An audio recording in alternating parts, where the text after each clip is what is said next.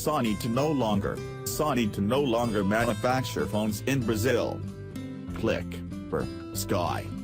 Sony has confirmed that it has decided not to manufacture smartphones in Brazil, a move that comes after the country's government ended tax exemption on locally produced smartphones and computers that cost up to 1,500 Brazilian reais, $530.